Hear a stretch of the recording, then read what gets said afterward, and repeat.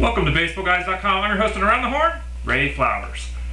Gosh, the Twins are streaking. I don't know if anyone's noticed or not. I mean, they're still 7.5 games out in the AL Central, still 8 games under 500, but they've won 8 of their last 10 games and 15 of their last 18 to kind of get back in that race. Now, the amazing part about that run is the fact that everyone on the team appears to be hurt.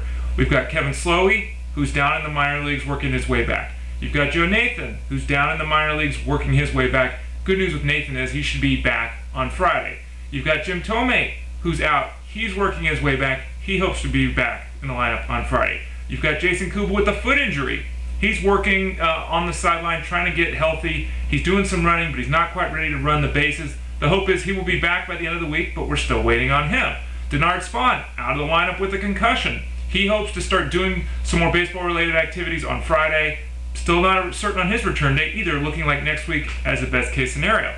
We've got Joe Mauer, who's just returned to the lineup, gone 3 for 20. His back's a little bit sore. He's not playing on Thursday. You've got Nishioka. He's not playing on Thursday because of an injury as well. So you just go through this entire list. It seems like almost every player on this club at one point or another has been out of the lineup, yet they're continuing to have a lot of success. All kinds of player movement. Guys like Michael Kadire picking up extra eligibility at second base because of the ability for him to play those positions while the team is woefully short. Looks like the Twins are playing great baseball. Most of the guys that are injured are on their way back. And don't forget about Joe Nathan. Matt Capps could be dealt. He may not be dealt, but Joe Nathan still could end up being the closer in the second half of the season. So don't forget about him if you're in a very deep mixed league.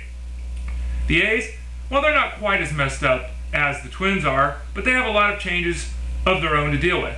Now, the big news was Daric Barton, first baseman, sent down to the minors. Barely hitting 200, has no power, hasn't gone deep at all this season. Only thing he's doing well is taking walks, and you can't be a major league first baseman if that's all you can do. He's been demoted. What do the A's do? Well, they called up Chris Carter from the minor leagues. Now, Carter, 24-year-old kid, great athlete, tons of power. He's a 25-30 home run bat, at least according to scouts. He'll probably get an ample amount of playing time. He should be an immediate addition in AL-only leagues. 15-team mixed leagues, you might want to take a look there. If he gets on a hot streak, he's got no one in his way towards seeing an awful lot of work. Though Daric Barton will probably go down to the minors and hit very well, and I would anticipate him getting called back relatively quickly, provided, of course, that he does just that. Now, the A's have another issue up the middle, and that's the one with what are they going to do at second base. They've got Mark Ellis, a veteran, a Gold Glove caliber defender, a passable offensive option, just been activated off the disabled list. The team has made the decision to use Ellis kind of in a super utility role. He'll play a little bit of second, he'll play a little bit of first, maybe some third. In fact, he's in the lineup for the A's today at first base. Jemile Weeks, he's been great since he was called up from the minor leagues. Ricky's younger brother, very similar skill set, minus a little bit of power, adding a little bit of speed. Unlike his older brother, unfortunately, he's also had issues staying healthy. Weeks looks to be locked in at second base at the moment. The A's will probably try to move Mark Ellis at some point because he will be a free agent at the end of the season. For now, he'll fill that UT role, and Weeks will continue to roll, making him a very solid AL-only option. Bullpens, bullpens, bullpens. We seem to be talking about it all the time here at BaseballGuys.com, all the time here on the Around the Horn videos.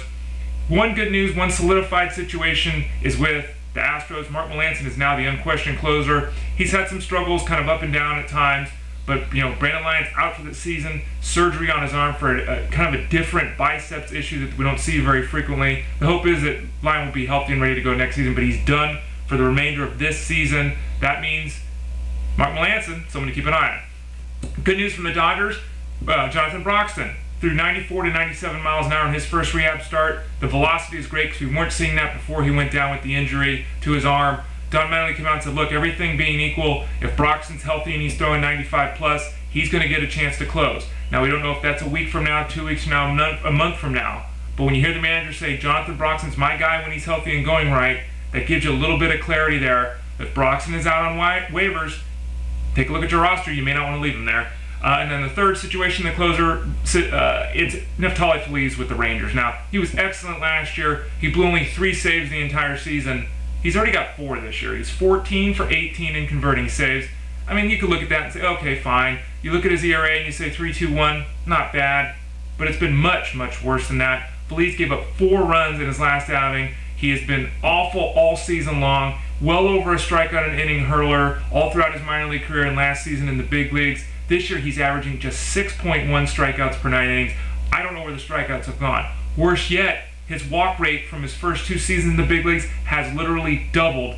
He's walking 4.8 guys per 9 innings pitched. Now, with that walk ratio that high, with that strikeout rate that low, this portends all kinds of trouble. Not sure what's wrong with him. The team continues to say he's okay, that his arm is fine, but the results have not been there. Joakim Soria had a lot of struggles recently, but because of that, I think people have totally overlooked the fact that Nefatli Feliz has actually pitched worse than Soria this year. You can check the numbers for that. And then finally, Ryan Vogelsong talking about checking out the numbers. 9th straight outing last night where he allowed 2 or fewer earned runs. That's the second longest streak by any Giants pitcher since the team moved to San Francisco in the late 1950s. Only Juan Marichal streak with 11 straight outings like that is better. Vogelsong's ERA is now 1.86 on the season, which would tie him with Josh Beckett for the major league lead in ERA if he had thrown 1.2 more innings. Next outing, if he goes deep into the game, Vogelsong will probably be the NL leader. That's Jared Jurgens right now at 2.11. And he might even emerge from that game as the Major League ERA leader. An absolutely phenomenal story for Vogelsong, who will remain in the starting rotation. Barry Zito is close to a return. He'll start a game, it appears, during a doubleheader against the Cubs, but he's not taking the rotation spot of Ryan Vogelsong. I'm Ray Flowers, BaseballGuys.com. Thanks for joining me today, and I'll talk to y'all again soon.